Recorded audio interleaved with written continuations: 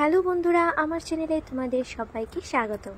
তো দেখো, আজ আমি বানিয়েছিলাম বাঙালির একটা সবথেকে ফেভারিট একটা জিনিস, সেটা হলো রসগোল্লা। তো রসগোল্লা বানানোর আমার কোনো ইচ্ছে ছিল না।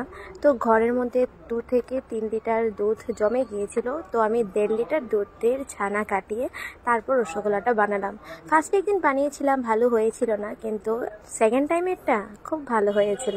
তো দেখো, আমি দুধটা বসিয়ে দিয়েছি, তারপর ছানাটা কাটিয়ে নিলাম। আর এই ছানাটা আমি ভিনিগার দিয়ে কাটিয়েছিলাম। তো এই বাটিতে আছে 1 লিটার দুধের ছানা, আর এখানে যেটা এখন করেছি ওইটা হলো 500 দুধের ছানা। তো দেখো, সবগুলো ছানা আমি নিয়ে নিয়েছি আর দিয়ে দিচ্ছি 1 চামচ ময়দা। তো ময়দাটা আমি একটু কমই দিয়েছি। তো দেখো, ভালো করে এখন নরম করে মাখিয়ে নেব।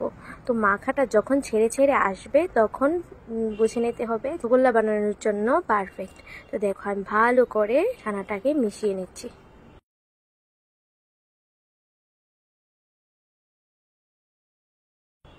তো দেখো, এখন ছেড়ে ছেড়ে আসছে, মানে ছানাটা ভালো করে মাখানো হয়ে গেছে।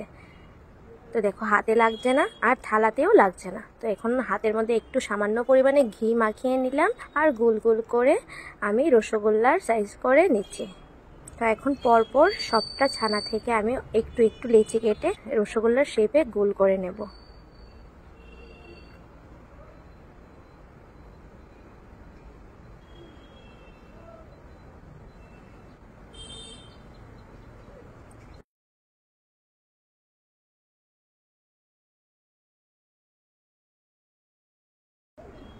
তো দেখো, আমি সবগুলো ছানা গোল গোল করে নিয়েছি, আর আমি বেশি বড় করিনি, ছোট ছোটই করেছি।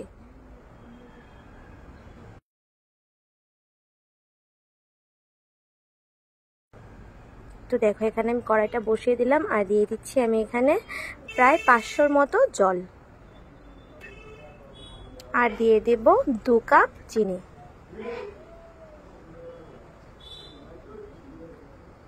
তো এখন ভালো করে শিরাটা জাল করে নেব।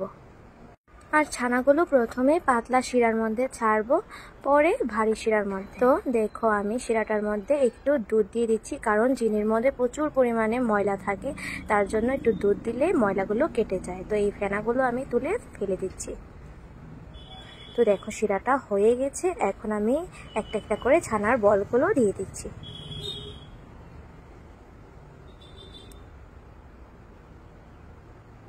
তো সবগুলো ছানার বল দেওয়া হয়ে গেল। এখন শিরাটাকে এইভাবে একটু নেড়ে দিতে হবে, তাহলে ছানার বলগুলো ভালো করে ফুলে উঠবে আর ছানাগুলো সাইডে দিয়ে লাগবে না। তো একটু নেড়ে তারপর ঢাকা দিয়ে দিলাম, তাহলে ভালো করে ফুলে উঠবে। তো দেখো, ঢাকাটা খুলতেই ছানাগুলো একটু বড় হয়ে গেছে। তো আমি ভুলে গিয়েছিলাম এলাচ দানাগুলো দিতে, তো এখন দিয়ে দিলাম। তো আরেকটু সময় এইভাবে নেড়ে দেবো, তাহলে মিষ্টিগুলো ভালো করে ফুলে উঠবে। তো এখন আবার ঢাকা দিয়ে দিলাম।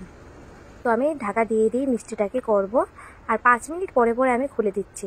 তো আমার মিষ্টিটা করতে টোটাল টাইম লেগেছিল 15 মিনিট থেকে 20 মিনিট।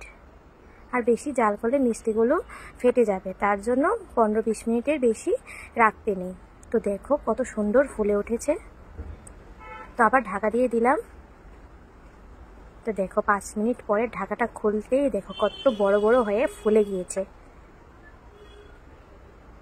তো দেখো, মিষ্টিগুলো হয়ে গেছে। আর তোমাদের কেমন লাগলো ভিডিওটা আমাকে জানিও। আর মিষ্টিগুলো খুবই সফট ছিল। তো দেখো, আমি নামিয়ে নিলাম। আর মিষ্টিগুলো আমি প্রথমে বেশি বড় করে বানিয়েছিলাম না, ছোট ছোট করেই বানিয়েছিলাম। আর আমি বলেছিলাম পাতলা শিরা থেকে ঘন শিরায় ছাড়বো, আর এই শিরাটা বেশ ঘন হয়ে গিয়েছিল 20 মিনিটে। তো আমার ঘন শিরায় পরে আর ছাড়তে হয়নি, এই শিরাতে আমি রেখে দেব। তো দেখো, কি সফট, একদম তুলোর মতো হয়েছে। তো তোমাদের কেমন লাগলো ভিডিওটা আমাকে জানিও। যদি ভালো লাগে তাহলে লাইক সাবস্ক্রাইব করে দিও, কারণ তোমাদের একটা লাইক আর সাবস্ক্রাইব আমাদের জন্য অনেক দামি। তো চলো, দেখা হচ্ছে নেক্সট ভিডিওতে।